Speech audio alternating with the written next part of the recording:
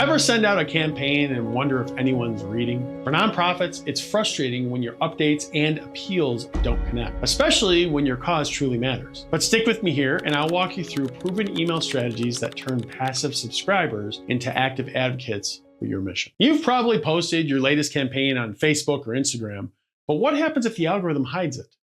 As a nonprofit, your most powerful asset isn't just your mission, it's your community. But here's the catch to that. If your supporters only follow you on social media, you don't really own that connection. Algorithms change, platforms disappear, and your reach, that can be gone in a heartbeat. That's where email marketing changes the game. It's direct, personal, and 100% in your control. Every message lands in someone's inbox without having to fight an algorithm for attention. And here's the best part, email consistently drives more action than social media. Whether it's donations, volunteer signups, or even event attendance, email simply performs better. So if your goal is to actually reach your supporters, build trust, and drive real-world impact, email marketing isn't optional, it's essential.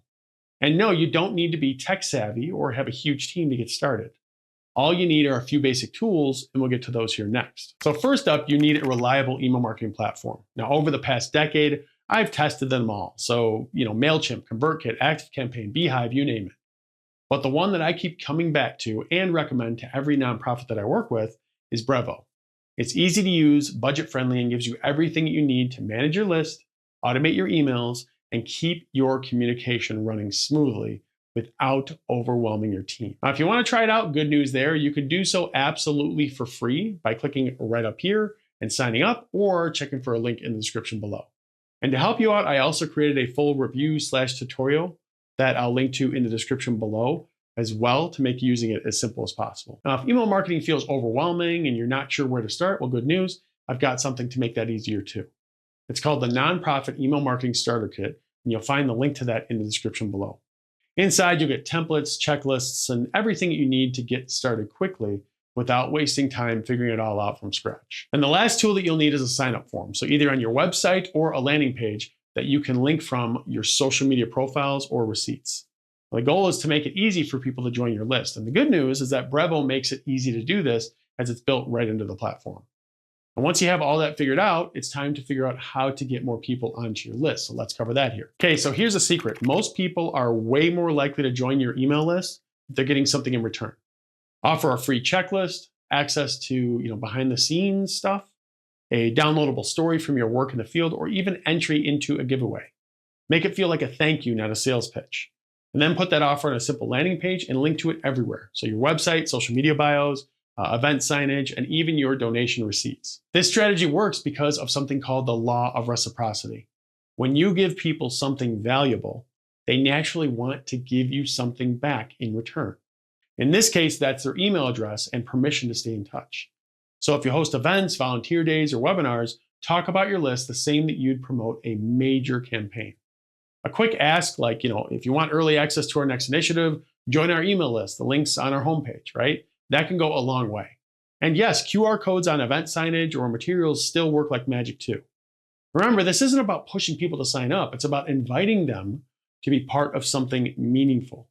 And once they're in, what you send next really matters. Now, this is where a lot of nonprofits miss the mark, right? They only show up when it's time to ask for donations. And that's a fast way to burn out your list. So instead, build a real relationship. Your emails don't have to be fancy or long. They just need to feel genuine and human. So share progress updates, a behind the scenes look at your work, a story from someone that you've helped, or even a quick note from the team. Make readers feel like they're part of your mission, not just a wallet. So here are a few ideas that work especially well. So impact stories. Show the real difference donors or volunteers make. Project updates. So progress on goals, programs, or initiatives. Event invites. So early access to tickets or RSVPs. Behind the scenes photos or videos. Let people see the heart of your work. Staff or volunteer highlights. So build trust with faces, not logos. Downloadable resources. So offer a checklist, guide, or ebook.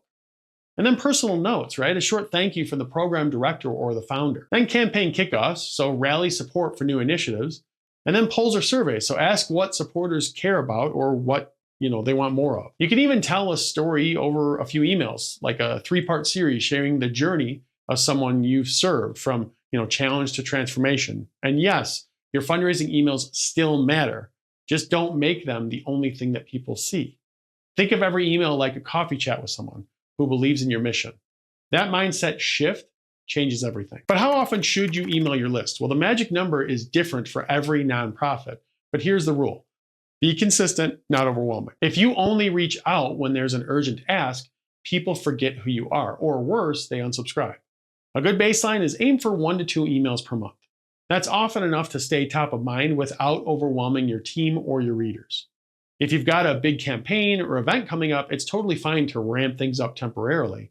Just communicate clearly so it doesn't feel spammy.